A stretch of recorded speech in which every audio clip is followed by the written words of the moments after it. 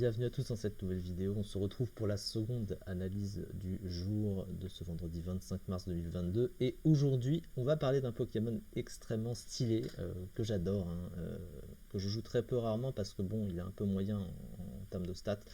Mais très intéressant, et c'est Tentacruel qui vient dans l'ordre. L'évolution de Tentacool, qui est un Pokémon un peu délaissé, mais qui a son potentiel quand même. Déjà, il a un double type qui est extrêmement fort quand même, puisque c'est un double type que l'on connaît avec ce cher Prédastérie, qu'on déteste affronter en combat, donc c'est pas pour rien. Eau et poison, ce qui est génial avec ce double type, c'est qu'il est extrêmement fort, c'est un des meilleurs double types du jeu, de très très loin. Autant défensivement qu'offensivement, parce que défensivement, il apporte énormément de résistance, pas étonnant, puisque le type eau, un des meilleurs types défensifs du jeu, avec le type poison, un autre excellent type défensif, donc vous vous doutez bien qu'ensemble ça fait très très fort. Vous voyez quand même qu'il y a, quand même pas moins de 1, 2, 3, 4, 5, 6, 7 et 8 résistances, c'est extrêmement fort et à des types qui sont très courants. Le type combat, le type feu, c'est deux des trois types savants à passer. Le type acier, le type fée, très très fort, le type glace, très très fort, le type insecte à demi-tour, donc le type acier lui-même, le type eau, le type poison, bref, c'est très très fort à ce niveau-là. Il a quand même trois faiblesses à côté, évidemment, comme tout Pokémon qui est globalement, au type électrique, au type sol et au type psy. Donc on a des types qui sont gênants en termes de faiblesse, mais comparé au stock de résistance qu'il se targue, le Pokémon, il est vraiment très content à ce niveau-là. Offensivement, c'est très fort aussi, et la raison est assez claire, puisque le type poison de base ne peut pas toucher le type acier y étant immunisé, mais le type eau, lui, est neutre sur le type acier, et du coup ça compense un petit peu le problème du type poison sur le type acier. Et ça, en stratégie, de pouvoir être au moins neutre sur un de tes stats sur le type acier, c'est extrêmement fort, puisque le type acier étant le meilleur type stratégique du jeu. Bien placé pour le savoir, c'est mon type préféré, évidemment. Et vous voyez que quand même, il y a beaucoup de gens qui pensent que c'est mauvais offensivement, clairement.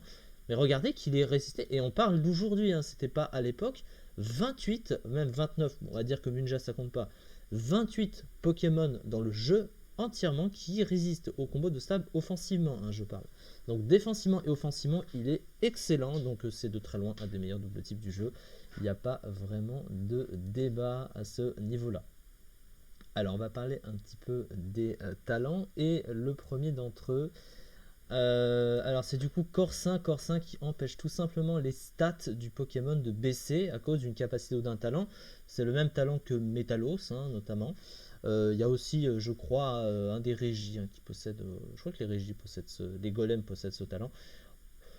Globalement, c'est intéressant parce que quand tu veux te placer sur un Pokémon et qu'il te baisse tes stats de diverses manières que ce soit, tu es plutôt content d'avoir Corsin, clairement. Par contre, les deux autres talents sont beaucoup plus situationnels. Suintement, en gros, ça blesse tous les Pokémon qui tentent de te toucher avec un move qui vole les PV du Pokémon. Donc, par exemple, s'il te touche avec Giga Sensu, l'adversaire va se blesser aussi, en plus d'avoir les PV de Giga Sensu, évidemment. Donc voilà, c'est beaucoup trop situationnel, c'est très rarement vu parce que ça joue sur des capacités qui sont assez rares et qui vont pas te faire tant mal que ça à Tentacruel vu son type défensif. Regardez que le nombre de capacités qui profitent du talent, c'est très limité. Regardez, il y a 1, 2, 3, il y a à peu près un peu plus d'une dizaine de capacités. Donc c'est vraiment limité, donc bon, c'est pas un talent incroyable. L'autre talent, donc le talent caché, c'est Cuvette. C'est le talent de Tortank qui lui fait récupérer 1/16 de ses points de vie lorsqu'il pleut. Bon, à part si tu l'utilises sous la pluie, ok, sinon ça ne sert évidemment à rien. Donc c'est un talent qui dépend de la pluie. Donc bon, tu vas très rarement t'en servir, je pense, du coup.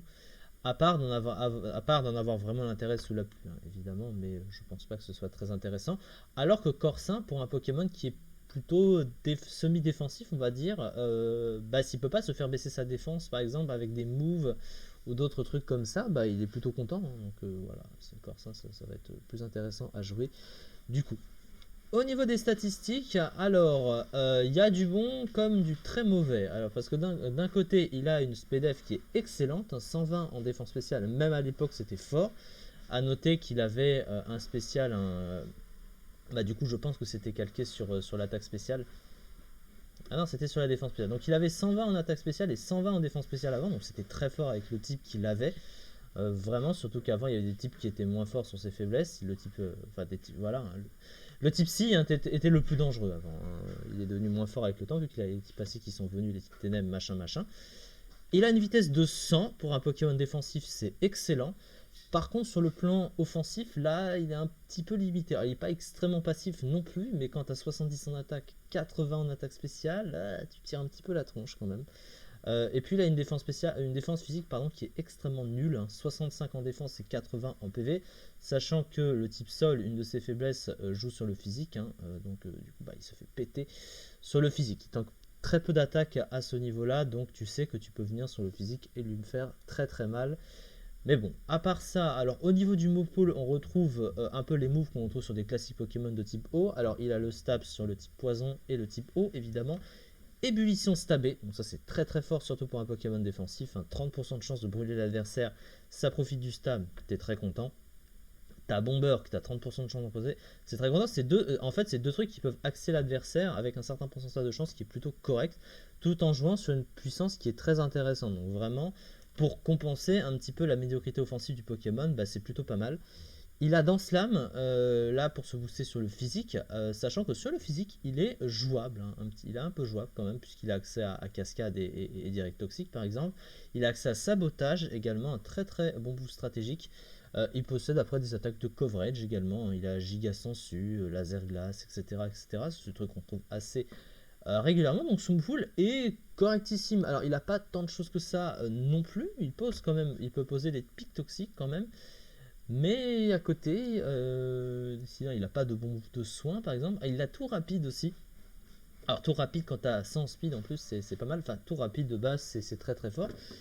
Donc en vrai ce Pokémon c'est juste qu'il manque de puissance clairement. Et que bon sa défense soit mauvaise, mais clairement à côté de ça c'était quand même un Pokémon très intéressant et c'est toujours un Pokémon assez intéressant. Et d'ailleurs même aujourd'hui notez qu'il est quand même underused dans ce Pokémon, donc il est vraiment fort. Hein. Donc Tentacruel, très très bon Pokémon à utiliser, même s'il manque un petit peu sur certains points. Franchement voilà, c'est à tester clairement. Donc il n'y a pas vraiment à se tromper avec ce genre de Pokémon. Alors il est classé combien? Il est 40e de l'underuse, hein, 4,76%. Bon, c'est pas incroyable, mais c'est l'underuse quand même. Hein. On aurait pu le voir en PU ou quoi. Pour un Pokémon de la première génération, bon, c'est très satisfaisant, clairement. Du coup voilà, on va s'arrêter là pour cette vidéo-ci. Il nous reste encore une vidéo d'analyse pour